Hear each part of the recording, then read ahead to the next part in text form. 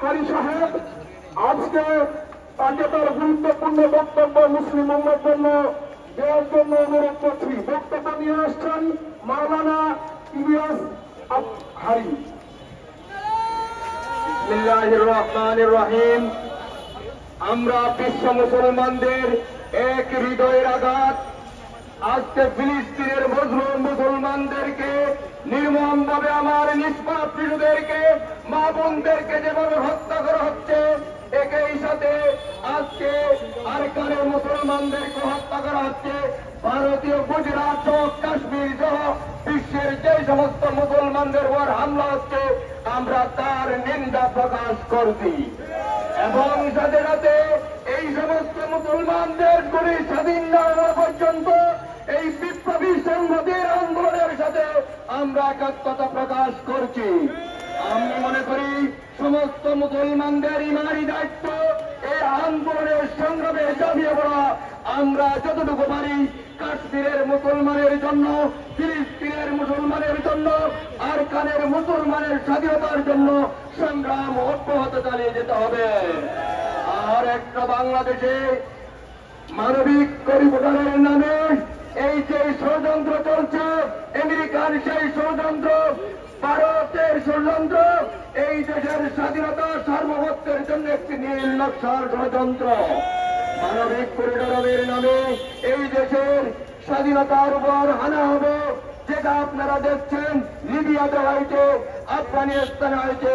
আমরা সরকারকে সমস্ত পরিস্থিতি বন্ধ করার জন্য আহ্বান জানাচ্ছি এবং সকল ভাইদেরকে ফিলিস্তিনের জন্য সংহতি প্রকাশ আন্দোলনে জাতীয় আপনার বিজয় শরীর করার আহ্বান জানিয়ে আমার বক্তব্য দিতে জানলাম। নাসরুম মিনাল্লাহ।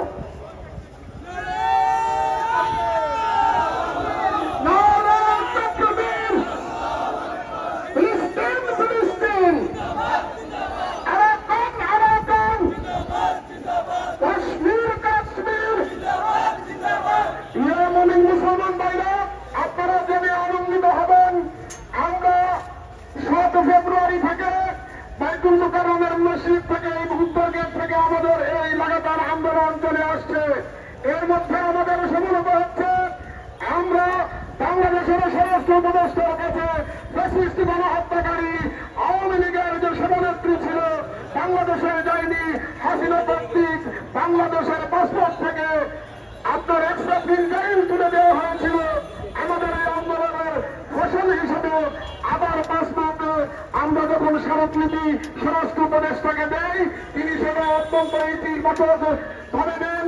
নেয়ার পরেই আপনারা ইতিমধ্যে যারা থাকবেন বাংলাদেশের পাসপোর্টে আবারও এক্সট্রা প্রিন্টাইল বহাল করা হয়েছে। এই আন্দোলনের আপনার অংশীদার এই বাইতুল মুকাররমে যত মুসলমানরা আছে, বাংলাদেশের যত মুসলমানরা আছে, সারা বিশ্বের সকল মুসলমানই। সেহেতু আমরা দাবি রাখবো আমাদের আন্দোলনে আপনারা শরিক হন। এই আন্দোলনগুলো দলের নয়, এই আন্দোলন মুসলিম উম্মাকে ঐক্যবদ্ধ হয়ে ফিলিস্তিন, কাশ্মীর ও আরাকানের স্বাধীনতার জন্য লড়াই করতে হবে। এই মুহূর্তে আপনাদের সঙ্গে বক্তব্য নিয়ে আসছেন জাতীয় বিপ্লবী পরিষদের সিনিয়র যুগ্ম আহ্বায়ক জনাব মোহাম্মদ শামসুদ্দিন। আসসালামু আলাইকুম। গতকাল আমরা জেনেছি 165 জন ফিলিস্তিনিকে এই অবৈধ দখলদার জায়নবাদী ইসরায়েল হত্যা করেছে।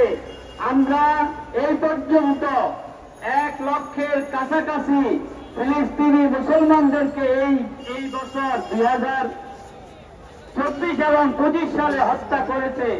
আমরা সেই শহীদদের জন্য দোয়া করি, আল্লাহ যেন তাদেরকে জান্নাতের উঁচু মাকাম দান করেন। আমরা কোন মুসলমান শান্তিতে ঘুমাইতে পারে না যতক্ষণ পর্যন্ত এই প্রথম কিবলা বাইতুল মুকাদ্দাস স্বাধীন না হবে। আমরা কোনদিন মুসলমানরা আত্মার শান্তি পাবে না এই অবৈধ রাষ্ট্র, জায়নবাদী রাষ্ট্র ইসরায়েলকে যদি ফিলিস্তিনের স্বাধীন ভূমি থেকে উৎখাত করতে না পারে। এই সংগ্রাম শুধু বাংলাদেশের মুসলমানদের সংগ্রাম নয়, এই সংগ্রাম শুধু জাতীয় ছাত্র পরিষদের সংগ্রাম নয়, এই সংগ্রাম বিশ্বের সমগ্র মুসলমানের সংগ্রাম, মুসলিম উম্মার সংগ্রাম, যত মানুষ মানবতাবাদী আছে সকলের সংগ্রাম। এই সংগ্রামের আমরা যে পতাকা তুলে ধরেছি, এই পতাকাকে বয়ে নিয়ে যাওয়া বাংলার সমস্ত মুসলমান, বিশ্বের সমস্ত উম্মার দায়িত্ব। আমরা আশা করব ফিলিস্তিন যেভাবে অত্যাচারিত নির্যাতিত হচ্ছে, যেভাবে আমার কাশ্মীরের ভাইয়েরা নির্যাতিত হচ্ছে, যেভাবে আমার ভারতীয় বোনেরা দর্শিত হচ্ছে, যেভাবে আমার আরাকানের রোহিঙ্গা মুসলমানেরা বাস্তুচ্যুত হয়েছে, গণহত্যার শিকার হয়েছে, বিশ্বের মুসলমানদের পাশে কেউ দাঁড়ায়নি। তাই আজকে প্রমাণ হয়েছে মুসলমানদেরকে নিজের পায়ে দাঁড়াইতে হবে, সমগ্র বিশ্বের মুসলমানদেরকে এক উম্মাহ হিসাবে নিজেদের পরিচয় সংগত করতে হবে। সেখানে শিয়া, সুন্নি, ওয়াহাবি, খারেজি আর কোন ভাগাভাগি করার সুযোগ থাকবে না। যদি আমরা ভাগাভাগি করি তাহলে সেই সুযোগে পশ্চিমা শত্রুরা আর ব্রাহ্মণ্যবাদী শত্রুরা আমাদেরকে বিভক্ত করে আমাদের উপরে হত্যাকাণ্ড চালাবে, আমার মায়ের বোনেদের দর্শন করবে। যেভাবে তারা আরাকানে, যেভাবে তারা কাশ্মীরে, যেভাবে তারা ফিলিস্তিনে আমাদের হত্যা করেছে, যেভাবে তারা আমাদের উপরে জনদর্শন করেছে, আজকে সময় এসেছে যিনি কালেমা লা ইলাহা ইল্লাল্লাহ মুসলমান হিসেবে মুহাম্মদুর রাসূলুল্লাহ বলেন, তাকে এক হতে হবে সমস্ত উম্মাহকে। সমস্ত ভাগাভাগি মুক্ত করতে না পারলে আজকে আমরা আরো বেশি দুর্বল হব, আমাদের উপরে শত্রুর নির্যাতনকে আমরা প্রতিরোধ করতে পারবো না। আজকে যে হুতিরা স্টার নিক্ষেপ করতেছে তেল আবিবে, তারা সবাই শিয়া। আজকে যেই হিজবুল্লাহরা আঘাত করতেছে, প্রতিরোধ করতেছে, তারাও শিয়া। তাহলে আমি কি তার আঘাত আমার ফিলিস্তিনি ভাই বোনদের রক্ষার আঘাত হিসেবে দেখব না? আমরা শিয়া, সুন্নি, ওয়াহাবি, খারেজি এই ভাগাভাগি থেকে মুক্ত হতে না পারলে বিশ্বের মুসলমান মুক্ত হবে না। আজকে যারা ওয়াজ করেন তারা 1 লাখ, 2 লাখ, 5 লাখ টাকা ওয়াজ করেন, হেলিকপ্টারে চড়েন, আমরা তাদের সম্মান করি। মুসলিম ঐক্য সৃষ্টি করার জন্য, মুসলিম বিরোধকে মুক্ত করার জন্য, এক উম্মাহকে তৈরি করার জন্য আপনাদের ভূমিকা রাখতে হবে।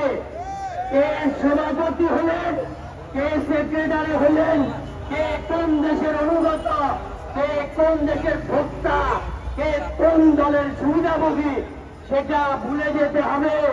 উম্মাহকে ঐক্যবদ্ধ করে মুসলমানের মুক্তির জন্য, ফিলিস্তিনের মুক্তির জন্য, কাশ্মীরের মুক্তির জন্য, রোহিঙ্গার মুক্তির জন্য, আরাকানের স্বাধীনতার জন্য এক উম্মাহ, এক মুসলমান, এক কালেমা, এক কোরআন, এক রাসূল হিসেবে যদি ঐক্যবদ্ধ করতে না পারেন, আখিরাতে দায়ী থাকবেন, আগামী প্রজন্মের কাছেও দায়ী থাকবেন। আপনার সুখ ভোগ, আপনার অর্থ, বিত্ত, সম্মান যদি আল্লাহর রাহে হয়, আপনি চিন্তা করেন উম্মাহর ঐক্য সৃষ্টি করে মুসলমানদের রক্ষার জন্য কি করেছেন।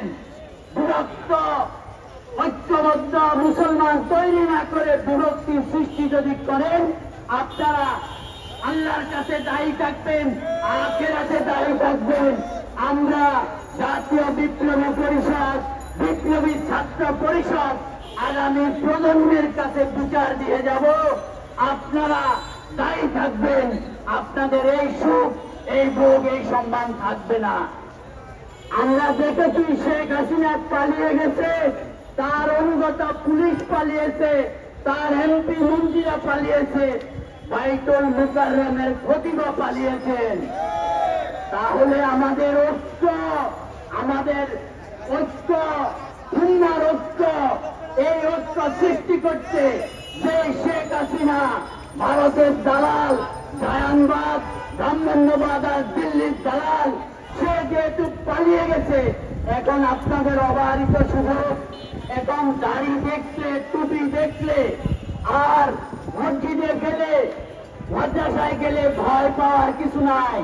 সুতরাং এখন সুযোগ এসেছে, ঐক্যবদ্ধ হন, এক পন্থা, এক কালেমা, এক নবী, এক কোরআনকে ধরে মুসলিম উম্মার ঐক্য তৈরি করেন, আমাদের মুক্ত করেন।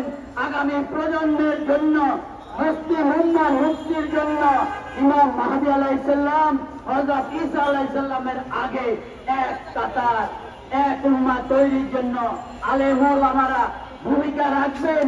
এই আহ্বান জানিয়ে আমাদের মিছিলে শরীক হওয়ার জন্য আজকের ইমানদার মুসলমান মুসল্লি ভাইদের উদাত্ত আহ্বান জানাচ্ছি। আসসালামু আলাইকুম ওয়া রাহমাতুল্লাহ।